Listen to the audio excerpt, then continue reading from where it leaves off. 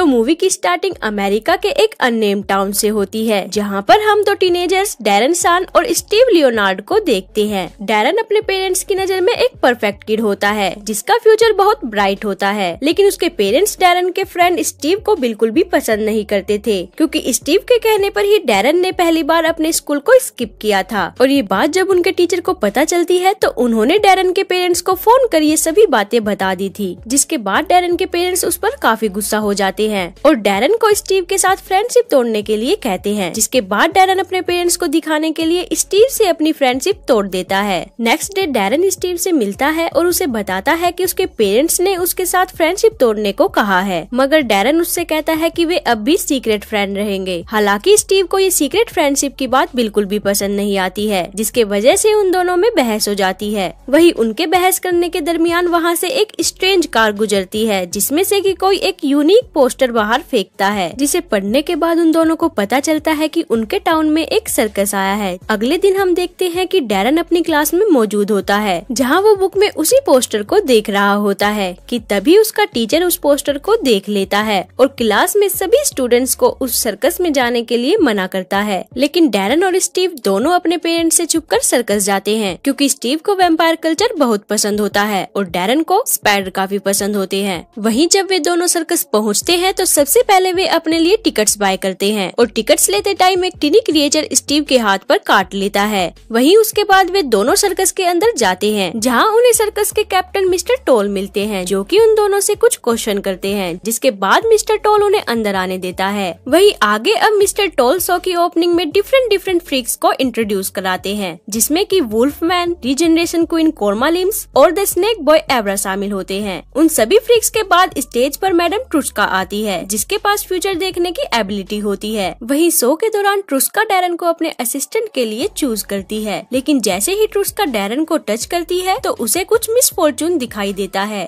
और प्रोफेसी के एंड होने के बाद ट्रुस्का के पूरे फेस पर बियर्ड आ जाती है, जिसके बाद वो अपनी बियर्ड को शेव कर लेती है और अपने फ्रेंड लार्टन क्रिप्सली के पास जाती है, जहाँ वो क्रिप्सली से जल्द इस टाउन को छोड़ने के लिए कहती है और बताती है कि उसे लगता है कि यहाँ पर कुछ बुरा होने वाला है। मगर क्रिप्सली उसकी बातों पर ज्यादा ध्यान नहीं देता और अपने स्पाइडर मैडम ओक्टा के साथ स्टेज पर चला जाता है और स्टेज पर क्रिप्सली स्पाइडर को अपनी फ्लूट से कंट्रोल करता है, जिसके दरमियान स्टीव क्रिप्सली की रियल आइडेंटिटी को पहचान जाता है कि वो एक वैम्पायर है और इतने में ही वो स्पाइडर डैरन के ऊपर आ जाता है। वो स्पाइडर डैरन को बहुत पसंद आता है, लेकिन जब वो इस स्पाइडर को देख रहा होता है तो तभी वहाँ क्रिप्सली आ जाता है, जो कि डैरन से अपना स्पाइडर वापस मांगता है और साथ ही उन्हें कहता है कि वैम्पायर्स रियल में नहीं होते हैं और अगर होते भी तो जिन्हें उनके बारे में पता होता उन्हें वे कब का मार चुके होते। आगे शो के दौरान डैरन और स्टीव का टीचर पुलिस ऑफिसर के साथ वहाँ आ जाता है, जो कि उस शो को बंद कराने के लिए वहाँ आया होता है। डैरन और स्टीव अपने टीचर को वहाँ देखकर काफी घबरा जाते हैं और वहाँ से भागने लगते हैं, जिसके बाद डैरन क्रिप्सली के रूम के सामने पहुँचता है, क्योंकि डैरन को स्पाइडर काफी पसंद होते हैं, इसलिए वो क्रिप्सली के रूम के अंदर चला जाता है और उसके आने से पहले डैरन उसके स्पाइडर को लेकर एक क्लोजेट में छुप जाता है। वही रूम में आने के बाद क्रिप्सली अपने फ्रेंड गैवनर के साथ वैम्पायर वार के बारे में कुछ डिस्कस करने लगता है। गैवनर क्रिप्सली को बताता है कि मिस्टर टिनी वापस आ चुका है और वो वैम्पनीज के साथ मिलकर उनको मारने का प्लान बना रहा है। वहीं आगे जब वे दोनों ये बातें कर रहे होते हैं तो तभी इनके रूम में स्टीव आ जाता है, जिसे देखकर क्रिप्सली उसे वहाँ से जाने के लिए कहता है, लेकिन स्टीव उसकी बात नहीं मानता और क्रिप्सली से उसको वैम्पायर में चेंज करने के लिए कहता है। लेकिन स्टीव का ब्लड टेस्ट करने के बाद क्रिप्सली को उसके ब्लड में एविलनेस दिखाई देती है और इसलिए क्रिप्सली स्टीव को वैम्पायर में चेंज करने से मना कर देता है, जिसके बाद स्टीव क्रिप्सली से इस बात का बदला लेने के लिए बोलता है, जिसे सुनकर क्रिप्सली को काफी गुस्सा आ जाता है और वो उसे रूम से बाहर निकाल देता है। वहीं आगे जब क्रिप्सली अपने स्पाइडर को देखने के लिए जाता है तो उसे पता चलता है कि उसके स्पाइडर को किसी ने चुरा लिया है और ये सब देखकर डैरन, जो कि क्लोसेट में छुपा हुआ था, वो काफी घबरा जाता है और तुरंत वहाँ से भाग जाता है। मगर जब डैरन वहाँ से भाग रहा होता है तो तभी वो एक कार से टकरा जाता है और जिस कार से वो टकराता है वो वही कार होती है जो कि हमने मूवी के स्टार्टिंग में देखी थी। वो कार दरअसल मिस्टर टिनी की होती है, जो कि डैरन को कार के अंदर बुला लेता है। मिस्टर टिनी दरअसल डैरन को गलती से स्टीव समझ लेते हैं, मगर जब उसे पता चलता है कि डैरन में भी लीडर बनने का पोटेंशियल है तो वो ज्यादा डिसअपॉइंट नहीं होता। वहीं आगे रिसर्च पर्पस के लिए टिनी डैरन का एक हेयर ले लेता है, जिसके बाद वो उसे उसके घर छोड़ देता है।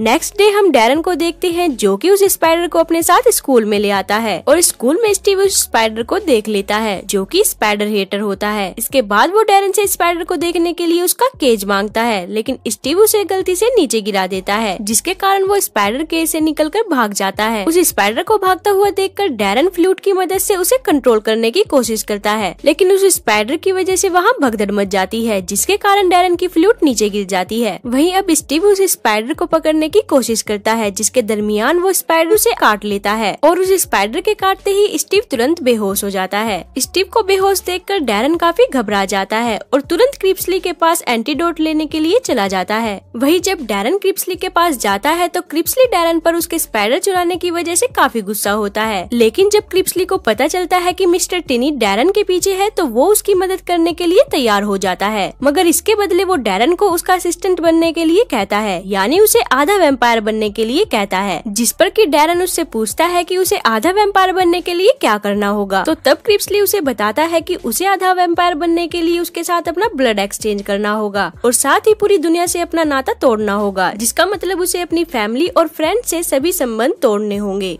क्रिप्सली की ये सभी बातें सुनकर डैरन काफी घबरा जाता है, मगर स्टीव को मरता हुआ देखकर वो आधा वैम्पायर बनने के लिए तैयार हो जाता है और अब उसके हाँ करने पर क्रिप्सली उसके साथ अपना ब्लड एक्सचेंज करता है और उसे आधा वैम्पायर बना देता है। वहीं थोड़ी देर बाद वे दोनों स्टीव के पास जाते हैं, जहाँ पर क्रिप्सली उसे एंटीडोट देकर ठीक कर देता है। स्टीव को ठीक करने के बाद क्रिप्सली डैरन से कहता है कि अब वक्त आ चुका है अपनी फैमिली को छोड़ने का, और बस ये कहने के बाद क्रिप्सली डैरन की गर्दन तोड़कर उसे छत से नीचे गिरा देता है। दरअसल क्रिप्सली ने ऐसा इसलिए किया होता है क्योंकि वो चाहता था कि उसकी फैमिली को लगे कि उनका बेटा डैरन अब मर चुका है, मगर असलियत में डैरन मरा नहीं होता, वो तो बस कुछ देर के लिए बेहोश हुआ होता है। वही अब सीन शिफ्ट होता है डैरन के फ्यूनरल की तरफ, जहाँ स्टीव को अचानक से डैरन की फिंगर्स पर वे निशान दिखाई दे जाते हैं जो कि डैरन को ब्लड एक्सचेंज करते टाइम आए थे, और उन निशानों को देखकर स्टीव समझ जाता है कि डैरन अब एक वैम्पायर बन चुका है। वहीं आगे अब क्रिप्सली डैरन की ग्रेव खोदकर उसे वहाँ से बाहर निकालता है, और जब वो उसे बाहर निकालता है तो तभी उसे वहाँ पर किसी के होने का एहसास होता है, जिसकी वजह से वो डैरन को वापस ग्रेव में जाने के लिए कहता है, मगर डैरन उसकी बात नहीं सुनता, जिस पर क्रिप्सली उसे खुद ही धक्का देकर ग्रेव में फेंक देता है। और जब वो उसे ग्रेव में फेंकता है तो तभी अचानक से वैम्पनीज का लीडर मुर्लो वहाँ आ जाता है, जो कि क्रिप्सली पर अटैक करने लगता है और साथ ही उसे कहता है कि वो यहाँ पर बस डैरन को लेने आया है, मगर क्रिप्सली उसे डैरन को ले जाने से मना कर देता है। और बस ये कहने के बाद क्रिप्सली डैरन को अपनी पीठ पर बैठाकर वहाँ से भाग जाता है और वापस सर्कस आ जाता है, जहाँ डैरन को म्यूजिक लवर एवरा वॉन का रूममेट बनाया जाता है। वहीं दूसरी तरफ हम स्टीव को देखते हैं, जो कि डैरन के मरने के बाद अब और नहीं जीना चाहता था और इसलिए वो सुसाइड करने की सोचता है, मगर उसके सुसाइड करने से पहले ही वहाँ टिनी आ जाता है, जो कि स्टीव को बताता है कि डैरन अभी भी जिंदा है और वो अब वैम्पायर बन चुका है। साथ ही टिनी उसे डैरन के खिलाफ भड़काता है और कहता है कि उसने तुम्हारा ड्रीम तुमसे चुरा लिया है, जिसे सुनकर स्टीव को काफी गुस्सा आता है और इसी का फायदा उठाकर टिनी उससे अपनी टीम में शामिल होने के लिए कहता है, जिस पर कि स्टीव उसकी टीम में शामिल होने के लिए मान जाता है। दूसरी तरफ डैरन अब धीरे धीरे अपनी वैम्पायर सुपर पावर्स को यूज करने की कोशिश करता है, लेकिन इसी बीच डैरन स्टीव के लिए बहुत वरीड होता है, जिसकी वजह से वो एक रात स्टीव को कॉल करता है, मगर जब वो उसे कॉल लगा रहा होता है तो तभी वहाँ क्रिप्सली आ जाता है, जो कि डैरन से उसका फोन लेकर उसे तोड़ देता है और उसे बहुत केयरफुल रहने के लिए कहता है। वहीं जब क्रिप्सली डैरन को ये बातें समझा रहा होता है तो तभी वहाँ मिस्टर टिनी की कार आती है, जिसे देखकर क्रिप्सली डैरन को एवरा के पास टेंट में जाने के लिए बोलता है। दरअसल मिस्टर टिनी डैरन को लेने के लिए वहाँ आया था, मगर क्रिप्सली और मिस्टर टोल के मना कर देने की वजह से वो वहाँ से चला जाता है, लेकिन जाने से पहले वो उन्हें इनडायरेक्टली एक वार्निंग दे जाता है। वही सीन चेंज होता है अब स्टीव की तरफ, जो कि अब वैम्पनीज के बीच रह रहा होता है, जहाँ मुर्लो उसे एक वैम्पनीज बना देता है और वैम्पनीज बनने के बाद स्टीव काफी पावरफुल हो जाता है। वहीं दूसरी तरफ डैरन अब क्रिप्सली के साथ मिलकर लड़ाई करने के तौर तरीके सीख रहा होता है, जिसके दरमियान क्रिप्सली देखता है कि डैरन के ब्लड न पीने की वजह से वो काफी कमजोर हो चुका है।